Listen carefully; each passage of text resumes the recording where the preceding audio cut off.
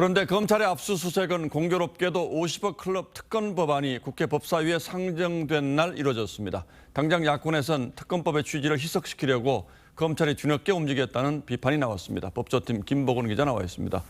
자, 김 기자, 검찰이 갑자기 너무 서두르고 있다 이런 느낌이 들긴 해요. 그렇습니다. 대장동 50억 클럽 특검 법안이 오늘 오전 10시 한 20분쯤에 여야 합의로 국회 법사위에 상정이 됐는데요. 예. 그보다 한 1시간쯤 전에 박영수 전 특검에 대한 검찰의 압수수색이 시작이 됐습니다. 민주당이 이런 점을 지적했고 한동훈 법무장관도 바로 반응을 했는데요. 직접 들어보시겠습니다. 특검이 검찰을 춤추게 할 수도 있구나 이런 생각을 합니다. 아니 이렇게 전광석화처럼 할 수 있는 부분들을 왜 지금까지 망설였을까? 검찰 수사라는 것이 그러면 하루 만에 그렇게 진행될 수 있는 문제는 아니고 집중적으로 강도 높게 진행된 것이고 법원을 설득하는 절차도 그렇게 간단하지 않았다는 말씀 정도도.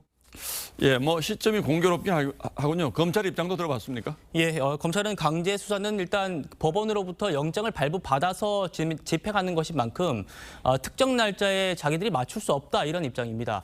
또 야권의 특검 추진 기세를 꺾으려고 했다면 며칠이라도 더 빨리 강제 수사를 했지 왜 굳이 논란이 될 오늘을 선택했겠냐 이런 반응도 나왔습니다. 예, 그렇다면 검찰 주장대로 50억 클럽 수사를 좀 더 빨리 했더라면 이런 논란도 피할 수 있지 않았을까요? 맞습니다. 하지만 검찰은 이 수사에도 우선순위가 있고 이 때문에 지금까지는 대장동 특혜 의혹의 본류인 민간업자들과 이재명 대표 측의 유착 의혹 수사에 집중을 해왔다 이렇게 설명을 하고 있습니다. 예.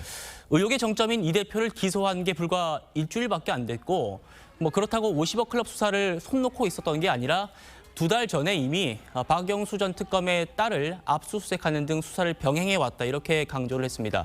그리고 저희 취재 결과 이번 압수수색 전에도 박 전 특검에 대한 압수수색 영장을 법원에 청구를 한 적이 있는데 이때는 영장이 기각이 됐었다고 합니다.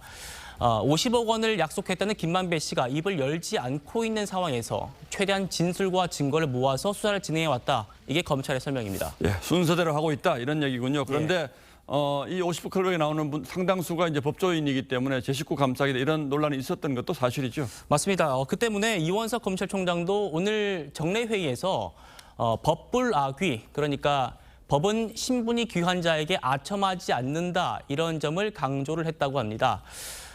말씀하신 대로 제 식구 감싸기 한다 이런 말이 나오지 않도록 범죄 혐의가 있다면은 오히려 이들을 더 철저하고 엄정하게 해야 한다 이렇게 강조하는 걸로 전해지고 있고요. 이 때문에 이번 사건을 맡은 중앙지검 반부패 수사 1부와 3부의 수사팀 검사 숫자가 특검팀 수준인 24명까지 늘렸다는 게 대검의 설명입니다. 네, 오늘 강제 수사 시작했으니까 앞으로는 수사가 어떻게 진행될까요? 예, 앞서 리포트 보셨습니다만 일단은 김만배와 직간접적으로 돈 거래를 한 정황이 포착된 곽상도, 또 박영수, 김수남, 이 권순일 이 4명에 대해서 수사력을 먼저 집중할 걸로 보입니다. 검찰은 50억 클럽 의혹이 특검으로 넘어가더라도 검찰 수사를 넘어서는 내용이 나오지 않을 만큼 더 철저하게 수사한다 이런 방침이라고 하고요. 하지만 이 몇몇 들으셨겠지만 연루된 인물들이 모두 법리에 밝은 법조인들 아니겠습니까? 그래서 그들이 철저히 방어를 할 거기 때문에 수사가 순탄치만은 않을 걸로 보입니다. 예, 결과가 안 나오면 어차피 특검으로 갈 가능성이 높기 때문에 검찰도 쉽게 넘어가긴 어려울 겁니다. 예, 김보건 기자 잘 들었습니다.